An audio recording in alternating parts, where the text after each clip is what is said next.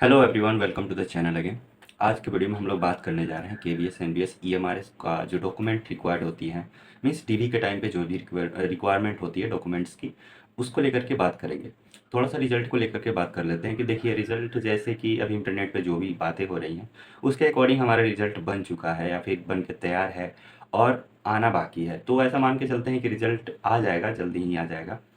और पता नहीं, मतलब I can also guess it. मैं तो कोई ऑफिशियल हूँ नहीं कि मैं कह दूँ कि आज रिजल्ट आएगा तो आज रिजल्ट आ जाए। तो उस चीज़ को रखते हैं साइड में, बस उसके आगे का स्टेप देखते हैं कि यदि मान लीजिए कि रिजल्ट आ जाता है तो उसके बाद क्या होगा। ठीक है, तो जैसे कि ईएमआरएस में क्या होगा कि आपका डॉक्यूमेंट वेरिफिकेशन के लिए बुलाया जाएगा। उस वक्त 3x स्टूडेंट होंगे। ठीक है, तो उस वक्त कोई इंटरव्यू की बात नहीं है कि नोटिफिकेशन में भी है कि उसमें ईएमआरएस में हमारा कोई इंटरव्यू नहीं होता है। केवीएस एनवीएस में इंटरव्यू होता है और उसी टाइम पे डॉक्यूमेंट वेरिफिकेशन भी होता है। तो आज का वीडियो हम लोग शुरू करने से पहले मैं आपसे एक रिक्वेस्ट करूँगा कि मैं सारे वीडियो में बोलता हूँ कि आप यदि ये वीडियो देख रहे हैं तो पूरा देखिएगा।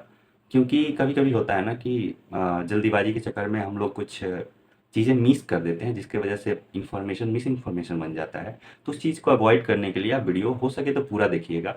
और यदि आपके पास कुछ चीज़ें हैं लिखने के लिए तो लिख भी लीजिएगा कि कौन-कौन सा डॉक्यूमेंट्स की रिक्वायरमेंट होती है। ठीक है? तो चलिए वीडियो को शुरू करते हैं। देखिए सबसे पहला चीज़, मतलब जैसे कि हम लोग फॉर्म भरे थे, तो उस वक़्त ना आपके पास जैसे कि एप्लीकेशन का एक प्रिंट होना चाहिए।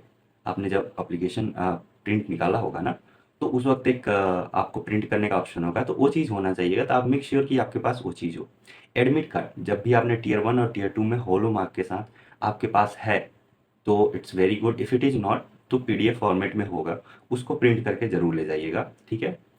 इंटरव्यू कॉल और डीवी कॉल के लिए जो भी हमको लेटर मिलेगा उसको लेकर के जाना है। ठीक है, बायोडाटा फॉर्म की बात होती है जिसमें हमको जो जैसे एनवीएस के बीएस में होता है ना कि इंटरव्यू में सबसे इंपॉर्टेंट चीज़ वही होता है कि जो भी आप उसमें से पूछ भरते हैं उसी में से जनरली क्वेश्चन पूछे जाते हैं। ईएमआरएस में भी बायोडाटा शीट दिया जाता है जिसमें आप हम लोग को भरना होता है। ठीक है, दूसरा चीज़ देखिए बेसिक आइडेंटिटी, एज प्रूफ, ये सारी चीज़ें यदि एज रिलैक्सेशन आपने लिया है तो कास्ट सर्टिफिकेट मस्ट सी और ठीक है, इसको लेकर के मैंने डिटेल में बात किया है, इसी चैनल पे आपको वीडियो मिल जाएगा।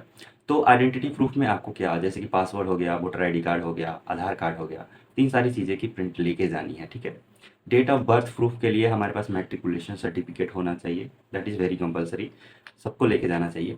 Passport size photograph at least I can say 10 तो रखिएगा ही, कम से कम 6 से 10 रखिएगा। ठीक है, next one very important, educational qualification. देखिए एजुकेशनल क्वालिफिकेशन पे ही आप सारा चीज़ फॉर्म डाले हैं, तो इस चीज़ को आप अवॉइड नहीं कर सकते हैं। तो आप कोशिश कीजिएगा कि यदि आपके पास एजुकेशनल क्वालिफिकेशन की डॉक्यूमेंट्स नहीं हैं तो आप जा कर के यूनिवर्सिटी से लेके आइए। ठीक है, हो सकता है आपका ओरिजिनल नहीं हो, मतलब फाइनल मार्कशीट नहीं आया, कोई बात नहीं, आप प्रोविजनल जाके लेके आ सकते हैं क्योंकि प्रोविजनल से भी काम चल जाता है। ठीक है, तो इसमें एजुकेशनल क्वालिफिकेशन में क्या क्या होता है, जैसे कि देखिए क्लास 10th और 12th का आपका सर्टिफिकेट होना चाहिए। आप ये सीबीएसई से किए हैं या फिर स्टेट बोर्ड से किए हैं, दो चीज़ें होनी चाहिए।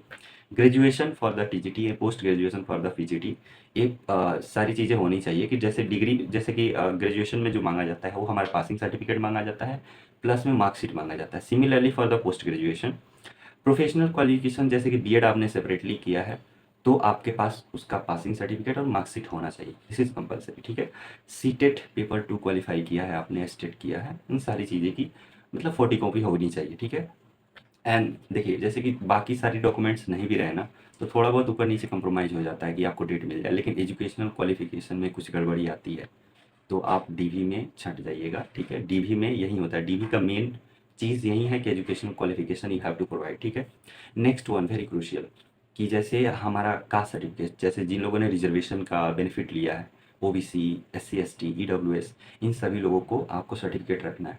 फॉर्म भरते टाइम जो हमको बोला गया था कि इस फॉर्मेट में आपको बनवाना है या फिर अपने स्टेट फॉर्मेट में, सेंट्रल गवर्नमेंट का रिक्वायरमेंट था, इस डेट से पहले आपको बनवा के रखा होगा तो उसका एक प्रिंट लेके जाना है।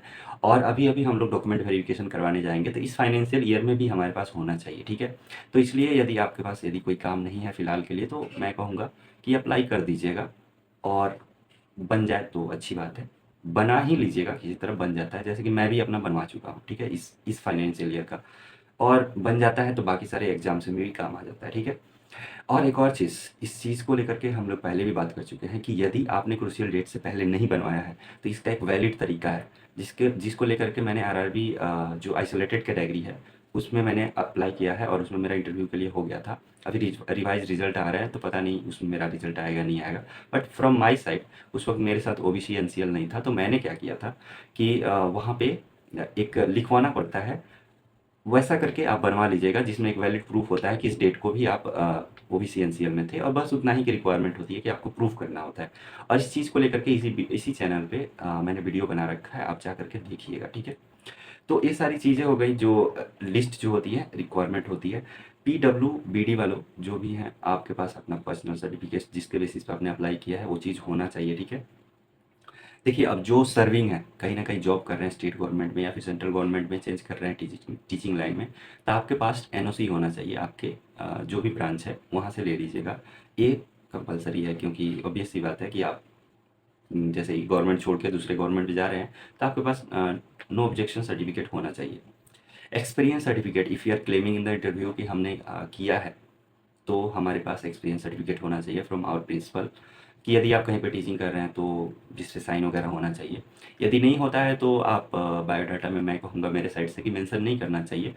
हाँ, जैसे इंट्रोडक्शन दे रहे हैं तो उस वक्त आप हिंट दे सकते हैं कि currently I am serving there, but बाद में यदि मुझसे पूछते हैं तो आप बोल दीजिएगा कि कुछ रूल है, जैसे कि मैं जहाँ पे कर रहा हूँ वहाँ पे ये रूल है कि 3 ईयर्स के बाद ही वहाँ पे एक्सपीरियंस सर्टिफिकेट दिया जाता है, उससे पहले नहीं दिया जाता है।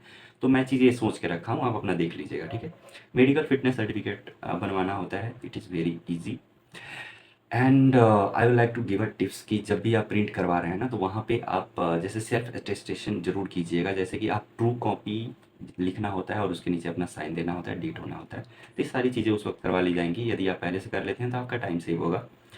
एफिडेविट फॉर डिस्क्रिपेंसी, जैसे कि मान लीजिए आपका नाम गलत है, आपके फादर का नाम गलत है और कुछ है, तो कोर्ट से एफिडेविट बनवा लीजिएगा। 10-10 रुपये, 20-20 रुपये का बनता है एफिडेविट, कि हाँ ये पर्सन यही है, बस नाम में थोड़ी सी गड़बड़ी है, तो इस चीज़ का एफिडेविट बनता है। आप कोर्ट में जाकर के किसी वकील से बात कर सकते हैं, या फिर जो भी नोटरी वाले होंगे उनसे बात कीजिएगा, आपको ज़रूर बता देंगे, ठीक है। फिलहाल तो इस वीडियो में बस इतना ही है और कुछ नहीं है। ये सारी डॉक्यूमेंट लिस्ट हो गए। यदि आपने लिख लिया है बहुत अच्छा किया है, यदि नहीं लिखा है तो ये डॉक्यूमेंट लिस्ट मीन्स जो लिस्ट है, इसका मैं टेलीग्राम पे शेयर कर दूंगा। टेलीग्राम का लिंक इसी वीडियो के डिस्क्रिप्शन में मिल जाएगा, कमेंट सेक्शन में मिल जाएगा। तो इस वीडियो में बस इतना ही रखते हैं। यदि आप नए हैं तो वीडियो को सब्सक्राइब कीजिएगा। वीडियो कैसा लगा कमेंट में ज़रूर बताइएगा, और आपको क्या लगता है रिजल्ट कब आएगा बताइएगा ज़रूर। मोस्ट कंट्रोवर्शियल क्वेश्चन एवर, क्योंकि डेली डेली वीडियो बन रहे हैं कि अब रिजल्ट आ जाएगा, अब रिजल्ट आ जाएगा, पता नहीं कब रिजल्ट आएगा। बस मान के चलिए कि आ जाएगा, मैं भी मान के चल रहा हूँ, बस आ जाएगा, ठीक है। आगे देखते हैं क्या होता है। तो बस वीडियो को यहीं पे ख़त्म करते हैं, मिलते हैं अगले वीडियो में। बहुत बहुत धन्यवाद।